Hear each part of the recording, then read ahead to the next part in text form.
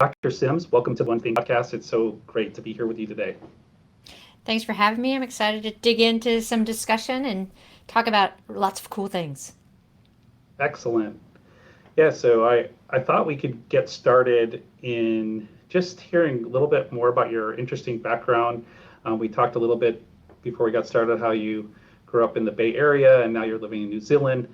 Um, what were some of the turning points in your life that led you to becoming an expert in strength and conditioning and fitness? And how did you end up sort of in this place in your life? I think how a lot of us end up is from more of a selfish drive when we're younger. So when I was a university student and rowing competitively for university and trying to figure out why some of the training practices and methodologies weren't quite working for the women as they were for men, and at the same time getting into ex-phys and reading the textbooks and reading the studies and still not finding answers, and then asking questions and they're like, yeah, we just study men. I'm like, that doesn't work for me. So it's the early days of getting the answers of we don't know enough about men. Why do we study women? Women aren't included in studies. They're just the same as men. And when you start pulling a step back, going, well, I'm pretty sure men don't get menstrual cycles. I'm pretty sure that, when we look at endurance versus sprint performance, that there are some differences.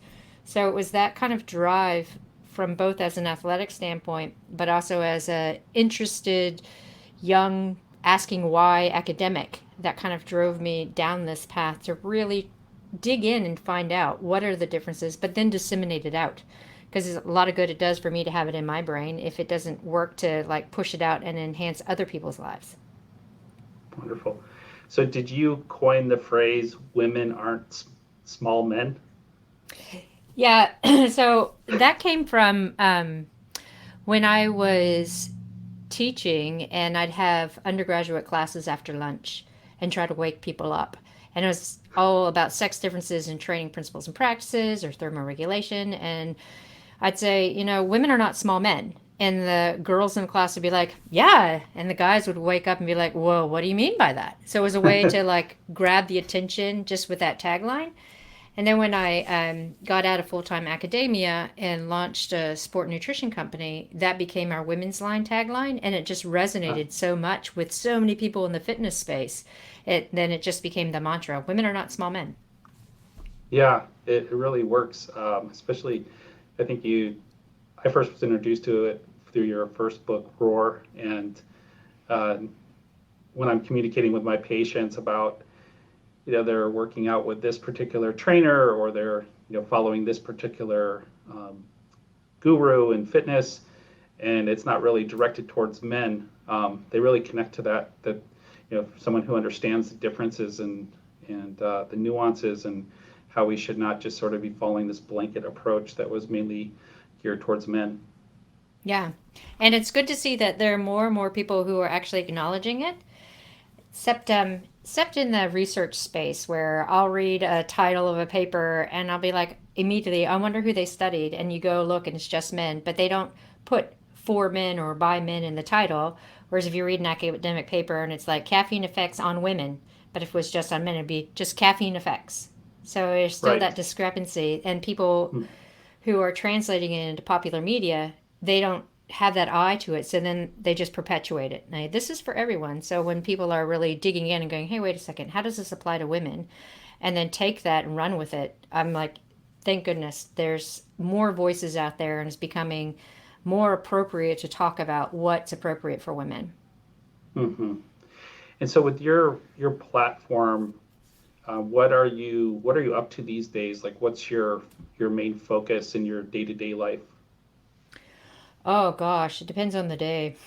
So I'd say a lot of it right now is we're revamping the menopause for athletes course because the new science comes out, and so it's about 2 years old.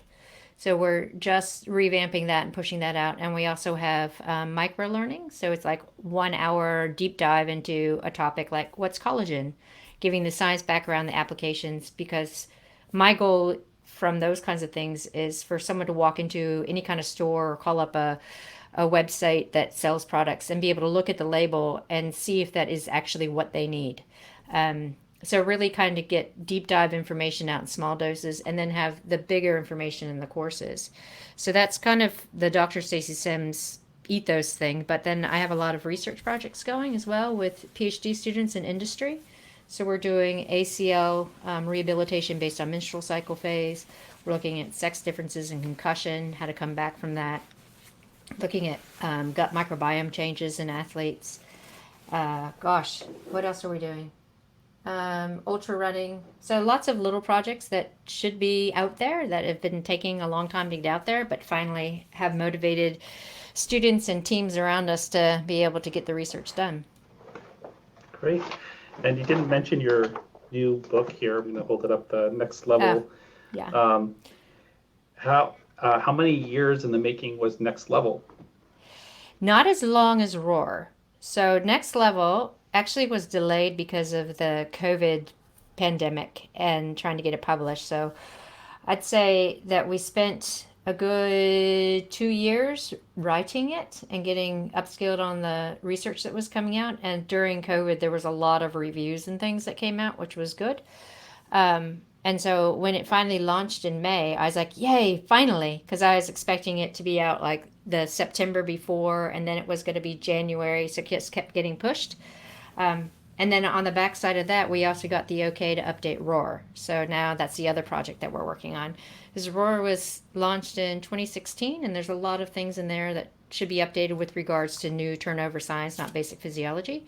So after Next Level and pushing all of that, then we're got the okay to update Roar, which is exciting. Excellent. So we started our conversation offline talking about how a number of people that I've worked with, I've turned towards your work that were first introduced through Roar, and now a number of those patients of mine are going through the menopausal transition, and there's tweaks and nuances to the menopausal transition that they're needing to learn. And that's kind of how we got together, is to sort of talk about the menopausal transition and how your work has started to highlight the differences between that part of life and other parts of life. And I'd love to just kind of go into some basic overview about the menopausal transition, and maybe why is it so challenging metabolically for women? Yeah, a lot of people forget about puberty when we start looking at this. Like when girls go through puberty, they have all sorts of body composition changes, and it ends with having a menstrual cycle. Now, the other end of the reproductive years is when these hormones start to flatline. So if we think back to puberty and how all these hormones affected body composition, muscle integrity, cognition, reaction, all of those things, it stands to reason that when those hormones start to flatline, all those systems are affected as well. And it is. We're looking at, the epigenetic exposure of hormones and how that causes changes. So when they start to flatline, your systems are like, hey, wait a second, what's happening here? So we have estrogen, progesterone withdrawal responses. So if we're looking at what's happening from a metabolic standpoint, we know that estrogen is directly tied to the myosin filament of actin myosin, and it's responsible for strong muscle contractions. And when those estrogen receptors aren't getting the estrogen and they're becoming desensitized and they're not being stimulated, then the myosin starts to kind of fall off as integrity. So we have to look at external stressors to stimulate the body to adapt how these hormones used to help us. And when we start looking at it from that perspective, we understand what's going on with regards to why we're losing lean mass, why are we losing bone mineral density, why are we putting on more visceral adiposity, and what can we do to counter it? We have to look through the eye of those external stressors to tell the body, hey, wait. We still have these challenges from a physicality and a metabolic standpoint, so let's not wind down the clock yet and create this conservative metabolic system where we're just having a lot of fat and no lean mass. So how's that different than sarcopenia? When we hear that term, is it related or is it different? Oh, well, sarcopenia is more age related. So we'll start to see more sarcopenia occurring in the mid to late menopausal years. and that is definitely wasting of muscle tissue and having more fatty acid and fat deposits within the muscle. But when we're looking at the menopausal transition, we are starting to lose lean mass, but it's not being replaced with fat cells. It's just being lost because we need amino acids and we don't have as much of a muscle protein stimulus. We become more anabolically resistant to building lean mass and that MPS stimulus. So we don't have to fall into the idea that we're all going to become sarcopenic because it is a different pathway. But with the menopause transition, perimenopause into postmenopause, there's definitely the signal to lose lean mass, primarily because of the stimulus that we're not giving it and the fact that we have more of a resistance to anabolic stimulus within the body. So we need to look at what kind of training can we do. Definitely resistance training, heavy resistance training, and increasing protein. We need more protein and more amino acids to overcome that anabolic resistance because we need a different threshold. So if we're looking at what are we doing and what kind of different thresholds we have for amino acid circulation, then we can promote lean mass development and we can slow down the rate of loss. Matter of fact, we can actually build mass if we're eating appropriately and taking care of our bodies in the way that it needs to at this transition. Okay. So from a bird's eye view, the muscle's not getting the same stimulus that the muscle fibers are not getting the same stimulus as they would have maybe 5 or 10 years prior. And because of that, the metabolism is changing and shifting. Absolutely. Yeah. So if we're looking at not only from a metabolic standpoint, but from a central nervous system standpoint as well. Because when we're looking at what exactly is happening when we start having the downturn of our hormones, we're having changes within the hypothalamus. So we're having changes within the sensitivity of our estrogen receptor sites as well as the density of them. So it is a central nervous system as well as a metabolic response. So again, it's like, what are we doing to actually stimulate the hypothalamus to be like, hey, wait a second, we still need this. We still have these things coming in and we still need luteinizing hormone and we still need the ability for muscle protein synthesis and we still need the ability for thermoregulation. I love that you bring that into the conversation because so much of what changes is seemingly motivation or lack of oomph, as it's kind of described, and sort of like a loss of drive and that ability to kind of just push through, whether it's your training session or just like desire to train hard. And Yeah. I'm interested in hearing a little more about that connection. Yeah, so we often say it's like brain fog, right? And there's a couple of things to kind of unpack here. Um, we look first at sleep, right? So we're looking at the menopause transition and how sleep architecture changes. So we're seeing that the way estrogen and melatonin interact, it's not the same when we start having more estrogen dominance or a change in the ratio of estrogen and progesterone. So we're not getting the dopamine and the melatonin we need to get into that proper sleep architecture. So we have greater sympathetic drive. We also have more aspects of sleep deprivation. And women are walking around feeling very tired but wired. So we have that aspect of sleep. But then when we look from a neurotransmitter point of view, when we look at estrogen, and estrogen readily crosses the blood-brain barrier, and when it gets into more elevated aspects within the brain, it not only increases the density of serotonin receptors, so it makes the brain more sensitive to serotonin. It also upregulates and allows more serotonin to be produced, as well as stops it from being degraded. So when you have a lot of serotonin coming up, and then all of a sudden an estrogen falls, and you have a serotonin dump, you have all these mood changes. And it can be anxiety, it can be lack of oomph, as you say, it could be depression, it can be a lot of things from these neuromuscular or neurotransmitter aspects. And we also have a downregulation of dopamine that happens when estrogen is fluctuating so much. So it's not surprising that we're having sleep interruption, we're having mood disorder and mood changes.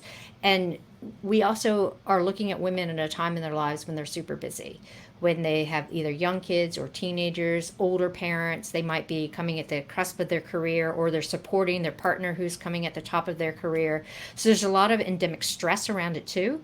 So when your body is already in that sympathetic drive from changes that are happening with elevated cortisol and neurotransmitter changes, and then the external stressors that create another layer of sympathetic drive, it's really not surprising that women are in this state of, I'm not motivated, I'm tired, I can't train. When I do train, I'm not seeing any results, and I'm just in this downward spiral. So we Yeah. can sit here and completely unpack it and give steps of, like, how do we get through this? What do I do? Yeah, I love that you talk about the word fluctuating, because that's exactly how I would describe this transition. It's just one big state of fluctuation, because one month your hormone levels might be sitting okay and you might be hitting like an uptick, and then the next 2 months they might be shifting into further into the transition, and then they make a rebound the fourth month. And I think it's so hard for, at least from what I've heard and seen, it's so hard to just be consistent because it's just all over the map. Absolutely. When we look at graphs that have been presented, so you have like your nice little normal menstrual cycle with the upsurge of estrogen and progesterone, and then it comes down, you have the bleed phase. And so it's really regular. But then when you see graphs of what's happening in that perimenopause transition, it's like a little kid has drawn all over the graph, it's all Oh, over the wow. show. And Yeah. you have different patterns, like women could be estrogen dominant, or they could have low estrogen and at some points elevated progesterone, or it could be both low in both of them. So there's so many different points, and this is why there aren't any blanket statements of what to do, because everyone is experiencing it in a different and individualized approach. Yeah. And thankfully now there's an acceptance even more and more of supporting women through this phase. And, we're getting away from the era of, just sort of ride it out and let this happen. And people are developing more of an awareness and support from the research to help women during this chapter of life. So there's a number of things you talk about in your book that are supportive measures and supportive strategies. I would love to, and one of the unique things about your work is just the real healthy relationship you have with food. It's really refreshing.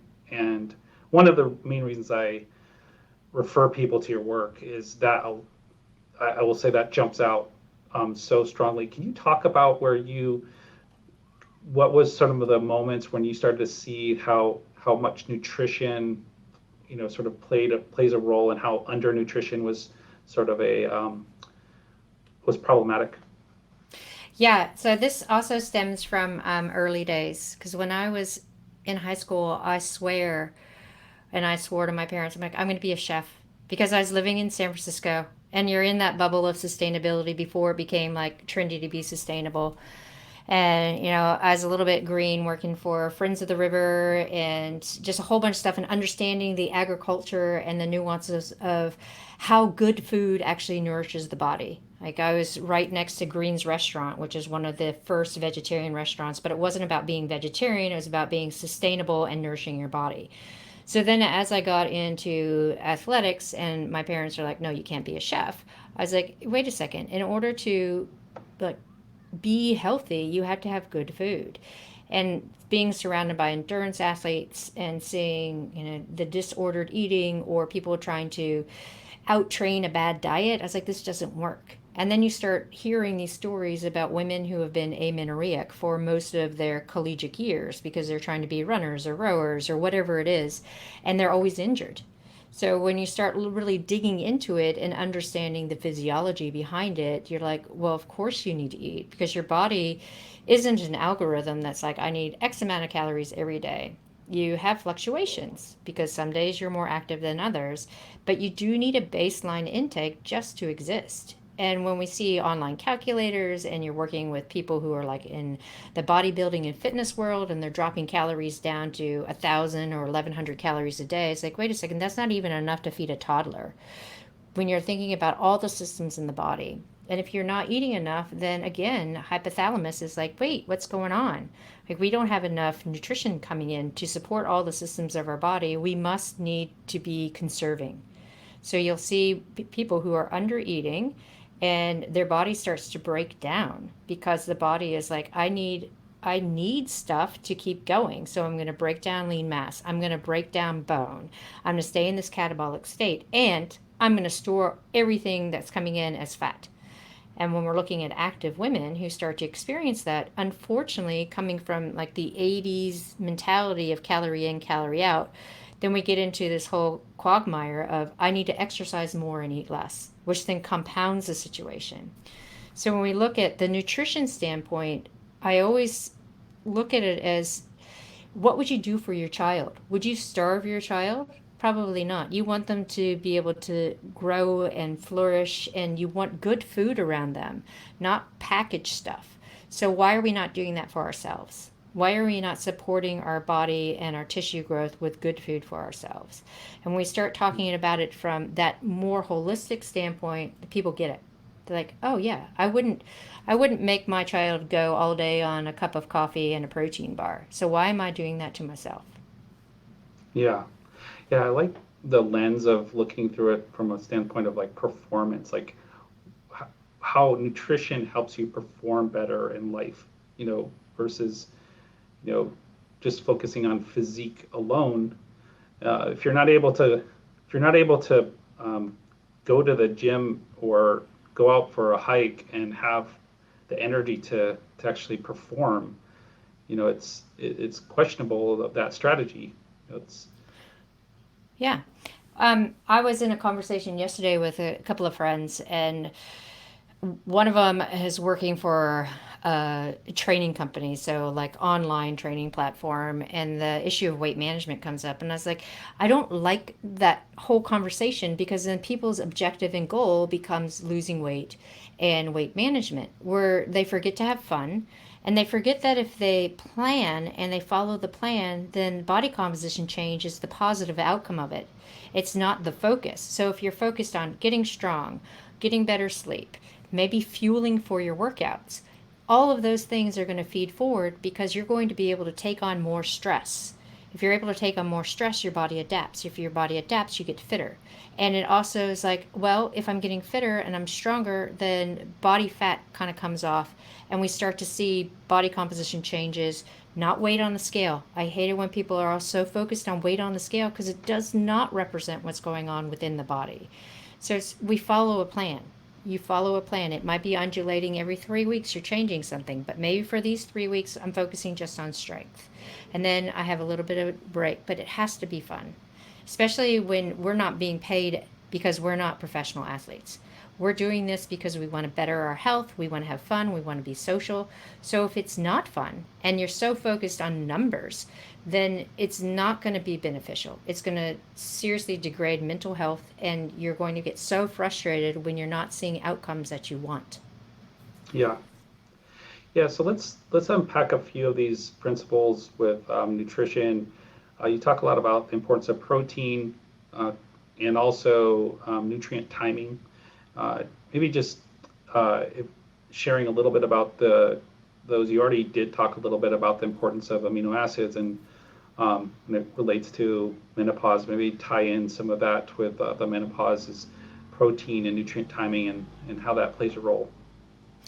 Yeah, so I'll start a little bit with the nutrient timing aspect, and it's more important for women to understand that we do better in a fed state. When we're looking at sex differences from birth, we have distinct differences within the muscle that allow us to already be super endurant and be able to burn a lot of fat for fuel. So we're looking at fasted training and getting blood glucose control and better cognition and that parasympathetic outcome. That's all based on male data. When we start looking at what's happening for women, we start seeing glucose intolerance. We start seeing more of a sympathetic drive. We see a greater amount of visceral adiposity. So when we're talking about timing of our food, we want to think about it as how are we fueling for the stress in the day. So if we get up and we're like, I have to do this training session, even if it's only 20 minutes, and you're like, I only have 20 minutes, it's not on the back of a black cup of coffee. It might be coffee with some protein in it or half a banana in your coffee, so that you are signaling to the hypothalamus, yes, there's some nutrition coming in, and then you follow it up with breakfast. So then the hypothalamus is like, oh, that was a strong stress, but I can overcome it and I can start repairing because I have nutrition coming in. Whereas if we look and women who get up early and they do the black cup of coffee and they go do their training session and then they don't eat because they're busy trying to get the kids out the door and they're delaying, and they finally have food at like 10 o'clock. You have this huge window where the signal to the brain is breakdown. You're staying in this catabolic state.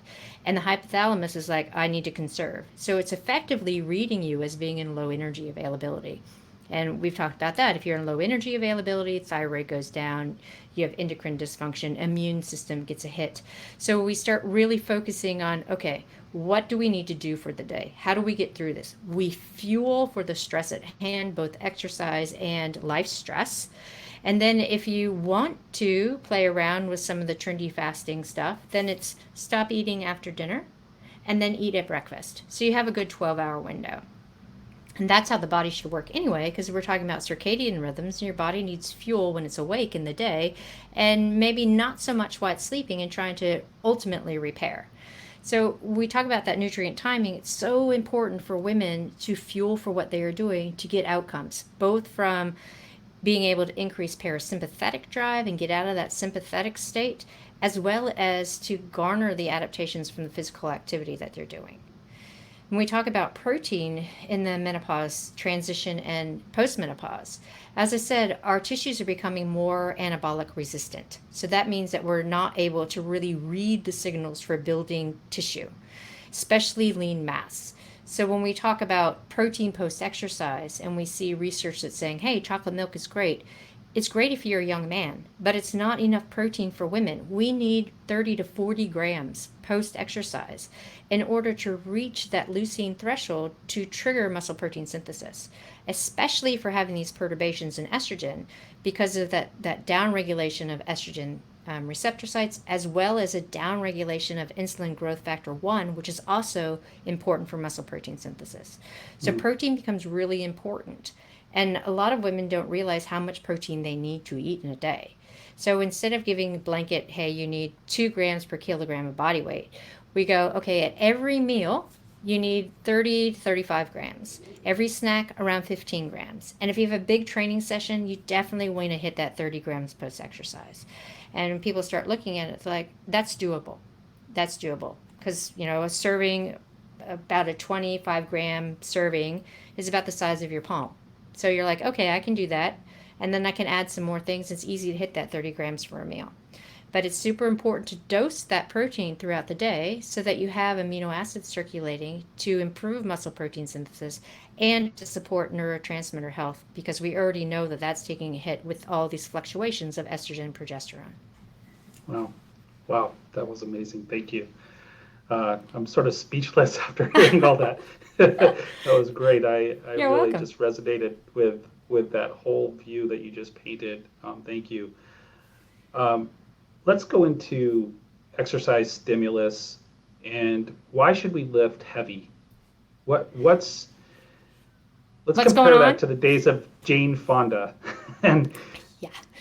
and when if people are too young to remember, kind of the aerobics, wearing I won't even go into what they used to wear, but just the aerobic. The leg warmers and the leotards? Yes, exactly.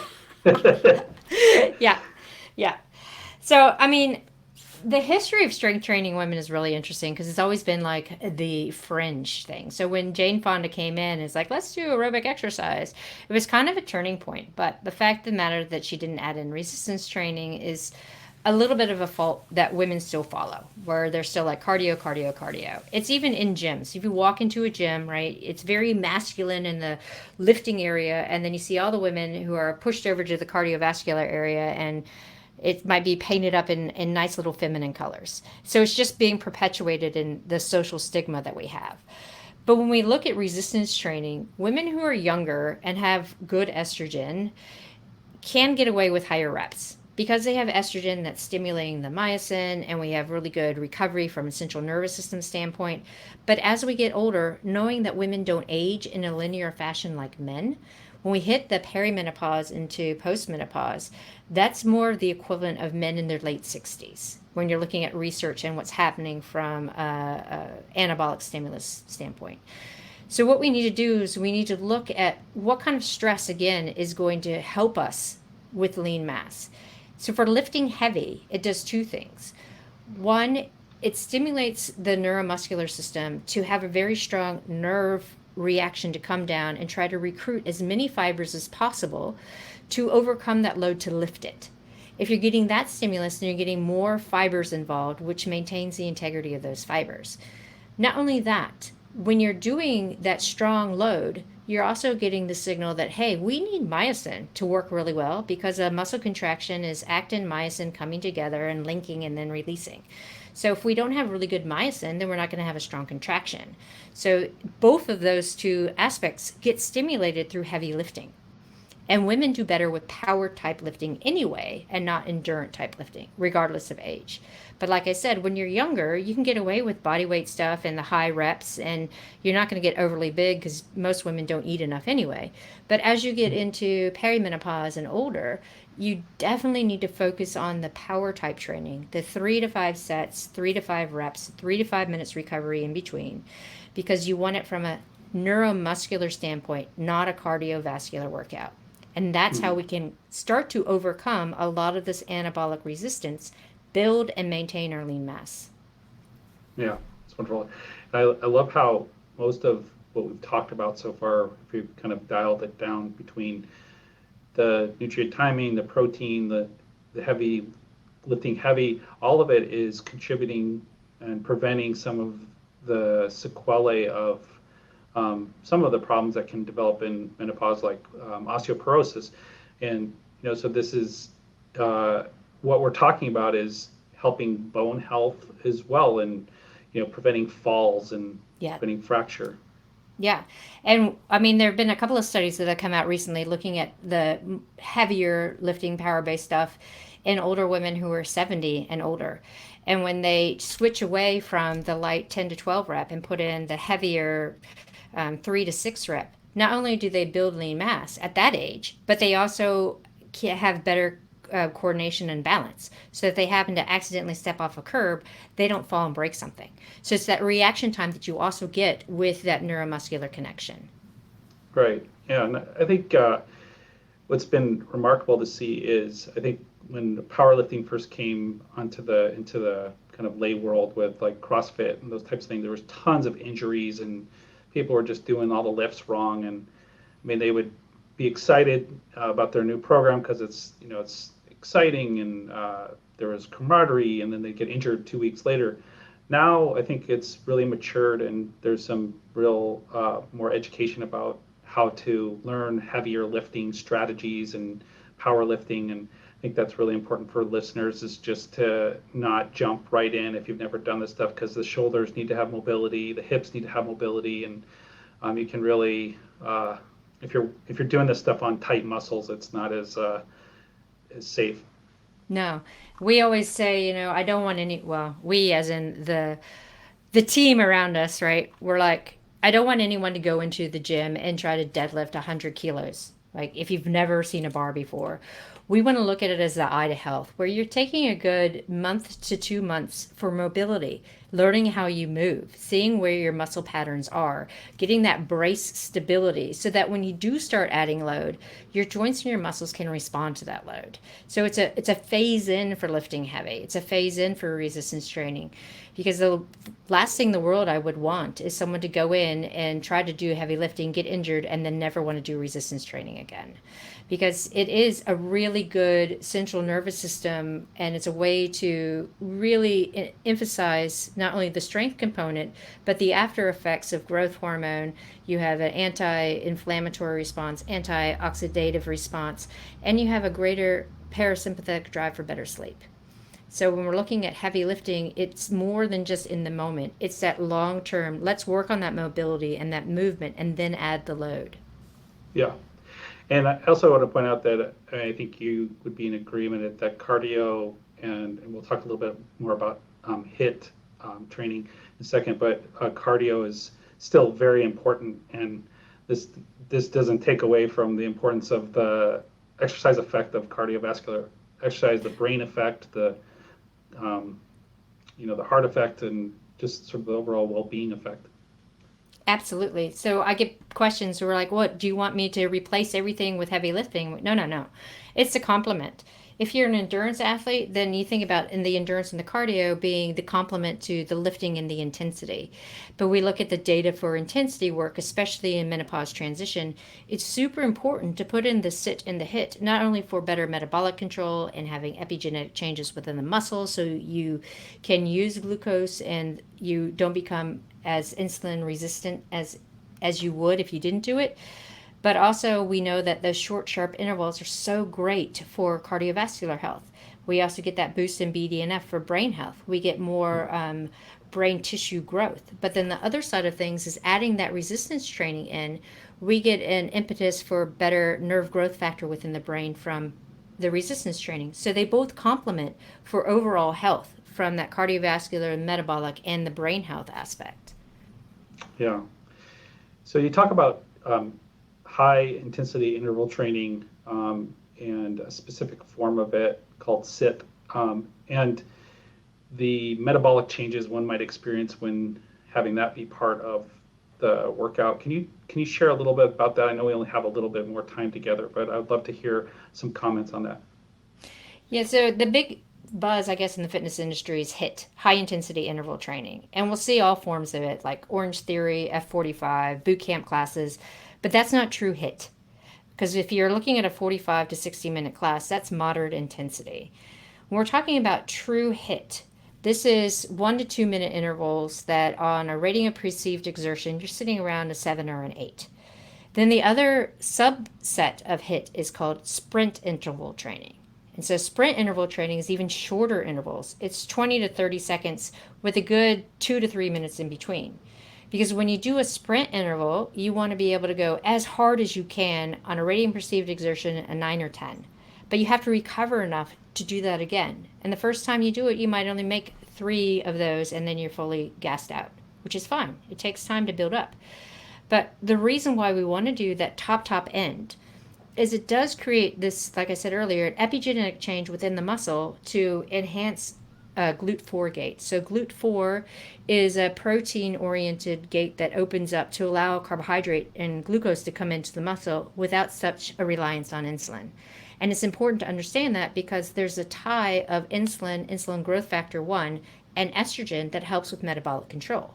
So as we lose estrogen, we're also losing one of the pathways for that metabolic control. So if we're using the SIT, then it is a way of having external stress to help what estrogen used to do.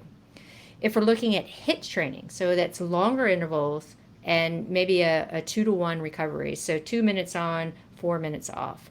That's another way for metabolic control. It's above threshold, and you're telling your body how to maintain the power and to maintain the speed aspect that we lose as we get older, especially women who then, we lose our hormones and we default to that long, slow distance. When we talk about things like F45, Orange Theory, boot camp classes, and we fall into a moderate intensity thinking that it's HIIT, we end up with too much cortisol.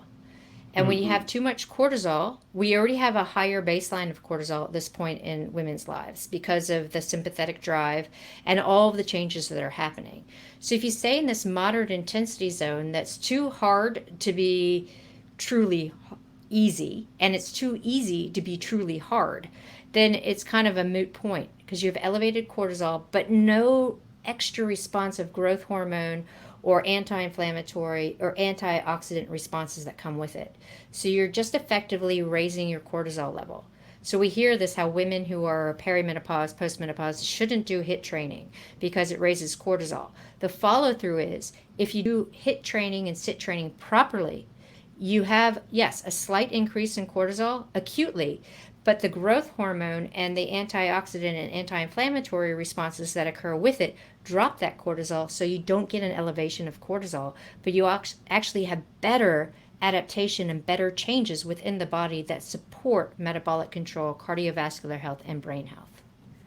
I love that. Yeah, so it's uh, it's so helpful to hear like what the proper dose and intensity and proper stimulus is to get the desired effect. Like, what a concept I versus know.